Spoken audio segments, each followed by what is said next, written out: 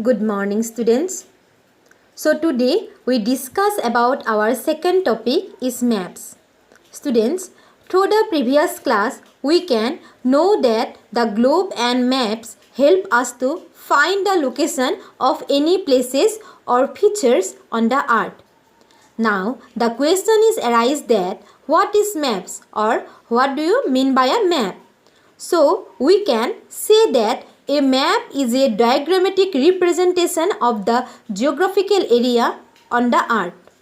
It helps us to find any places can easily. Maps can drawn to show the whole world, a single continent, a countries, a cities, your neighborhood and even our schools. So students, if you want to know the details of any places like cities, temples, countries, then you can easily know through the map. A book of map is called atlas. Now students, I think the another question is come to your mind, what is atlas? An atlas is a collection of maps. It is typically a map of the earth or a region of earth, but there are atlases of the other planets in the solar system. In this sentence, students, region means an area, especially is the part of a country.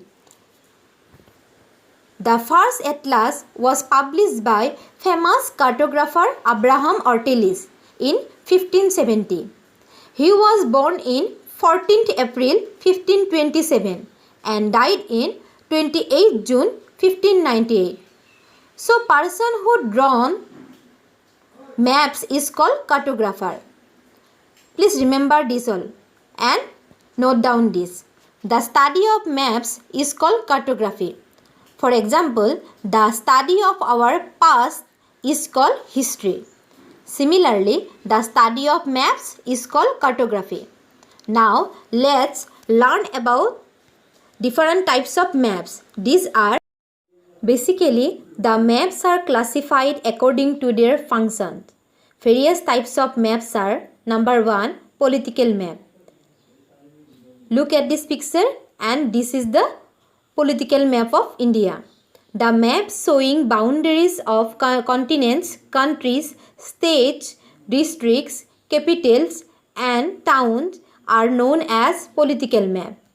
So students, in this political map we have seen that various types of continents, countries, state, districts, capital and towns. The second one is physical map. This is the physical map. In these maps we have seen that mountains, plains, valleys, plateaus, rivers, lakes, seas, etc. A physical map is also known as relief map. Please remember this line. A physical map is also known as relief map. Third one is climatic map. So these maps shows the temperature, rainfall, direction of the winds, pressures, etc. Fourth one is vegetation map. These maps shows the distribution of vegetation such as types of forests, grassland, plants. So vegetation means is basically forests, grassland, plants, etc. location are covered. Fifth one is population map. This map shows densely and sparsely populated areas. Sixth one is economic or commercial map. This is the commercial or economic map and also called product or industries map since they show land areas in relation to the economy. Economic maps generally shows the areas of industries, trade centers, agriculture productions, mines, ports, trade routes, etc. Students, through the previous class, you have known that the four sides of the map. These are east, west, north and south. Now today we discuss about the other four sides. The other four sides are called subdirection. These are the northeast, means NE, southeast means SE, southwest means SW, and northwest means NW. If we look at a map, we can find that the top of the map is the north, the bottom of the map is the south, to right lies the east, to the left lies the west. In the map of India, the Himalayas are always in the north and Tamil Nadu in the south. In the east, you always see West Bengal and Gujarat in the west. Now we discuss about our next topic is scale. Take a look with me. The scale of a map is the ratio of a distance on the ground. For example, the distance between two cities is 100 kilometers. On the map, it may be shown as 1 centimeter. Then the scale of the map is 1 centimeter equal 100 kilometer. Students, now we are moving on to our next topic is color scheme.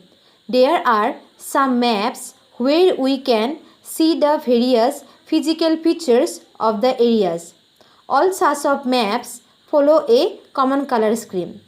Through this table, we can know the various colors of any maps with each features.